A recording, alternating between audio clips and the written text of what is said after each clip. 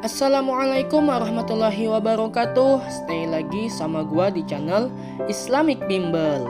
Belajar agama menjadi santuy. Pada video kali ini kita akan melanjutkan pembahasan kita pelajaran akidah akhlak bab 1 tentang memahami ilmu kalam bagian 2. Nah, ini peta konsepnya. Pada video kali ini kita akan membahas tentang sejarah ilmu kalam, hubungan ilmu kalam dengan ilmu-ilmu lainnya, dan peranan ilmu kalam dalam kehidupan kita sehari-hari. Kita langsung saja. Nah, ini yang pertama kita bahas ialah sejarah ilmu kalam. Adapun sejarah ilmu kalam ini bermula dari wafatnya baginda Rasulullah SAW, yang mana kemudian pemerintahan yakni khalifah digantikan oleh Abu Bakar, kemudian Umar, dan Utsman. Nah, dalam masa pemerintahannya, Utsman mengangkat keluarganya yang dipandang hebat dalam bidang politik ini menjadi para gubernur. Tapi hal ini mengakibatkan bentrokan di dalam masyarakat yang mengakibatkan ia pun mati dibunuh karena hal tersebut. Kemudian Utsman digantikan oleh Ali, yang mana juga dalam masa pemerintahannya ia mendapat pertentangan, di antaranya dari Muawiyah, yang merupakan gubernur Damaskus dan merupakan keluarga dekat dari Utsman.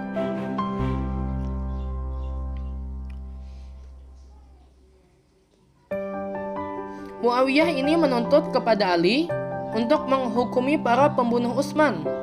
Bahkan ia menuduh Ali turut terlibat dalam soal pembunuhan tersebut. Maka terjadilah perang yang mana diakhiri dengan tahkim yang mengakibatkan munculnya golongan ilmu kalam yang pertama, yakni bernama Khawarij, kaum Khawarij yang menolak isi dari perjanjian tahkim tersebut dan menyalahkan Ali. Yang mana Khawarij ini artinya ialah orang yang keluar atau memisahkan dari golongan Ali tadi. Menurut mereka, keputusan itu hanya milik Allah, hanya datang dari Allah dan kembali kepada hukum-hukum Allah yang berada di dalam Al-Quran. Oleh karena itulah mereka dapat dikatakan mengutuk Ali dan keluar dari golongan Ali tadi. Mereka pun memandang para pihak yang menerima arbitrase atau perjanjian tahkim yang terjadi tadi sebagai orang-orang kafir dan murtad karena tidak berhukum kepada hukum Allah. Itulah yang menyebabkan munculnya golongan ilmu kalam pertama, yakni kaum Khawarij, yang berarti orang-orang yang keluar atau memisahkan diri. Kemudian yang kedua kita bahas ialah hubungan ilmu kalam dengan ilmu-ilmu lainnya. Yang pertama ialah hubungan ilmu kalam dengan ilmu fikih. Kalau ilmu kalam itu sasarannya kepada soal-soal akidah, sedangkan ilmu fikih itu sasarannya kepada hukum-hukum amaliyah atau pekerjaan Dan kemudian ilmu kalam dengan ilmu tasawuf, hubungannya ialah kalau ilmu kalam itu objeknya ialah ketuhanan dan hal-hal yang berkaitan dengannya. Sedangkan ilmu tasawuf itu objeknya ialah Tuhan itu sendiri dan upaya-upaya pendekatan kepadanya. Dan yang ketiga ialah ilmu kalam dengan ilmu filsafat. Hubungannya ialah kalau ilmu kalam itu fungsinya untuk mempertahankan keyakinan ajaran agama yang sangat tampak nilai-nilai ketuhanannya. Sedangkan ilmu filsafat itu fungsinya untuk memperoleh kebenaran secara rasional atau juga dapat dikatakan dengan menggunakan akal logika. Itu dia hubungan ilmu kalam dengan ilmu fikih, ilmu tasawuf, dan ilmu filsafat diantaranya.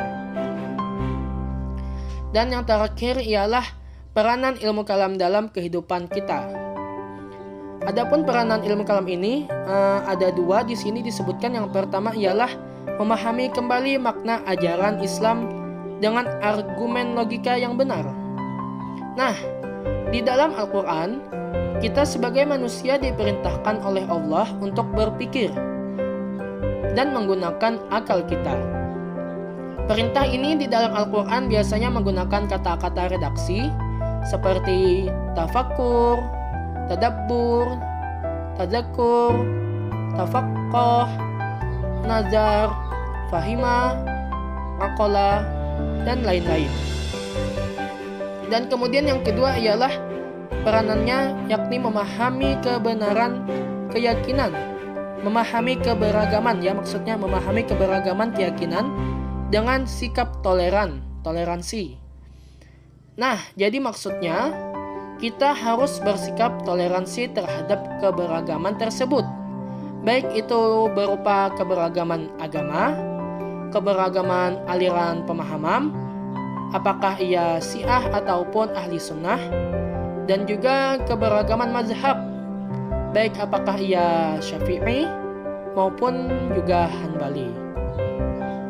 Nah, itu dia ya yang kita bahas untuk video kali ini. Memang videonya pendek aja ya, supaya lebih memahami kita dalam pembelajaran ilmu kalam ini. Karena kalau panjang-panjang, kalau nggak paham, sia-sia aja. Yang penting singkat, padat, dan juga jelas ya. Kalau nggak jelas silahkan komen di bawah. Nah, sekian dulu untuk video kali ini. Jangan lupa tonton lanjutan videonya, yakni aliran bab 2-nya ialah aliran ilmu kalam. Silahkan nanti ya tonton videonya. Nanti kami usahakan untuk update lebih awal lagi. Subhanakallahumma wa bihamdika asyhadu an la ilaha illa anta astaghfiruka wa atubu ilaik. Assalamualaikum warahmatullahi wabarakatuh.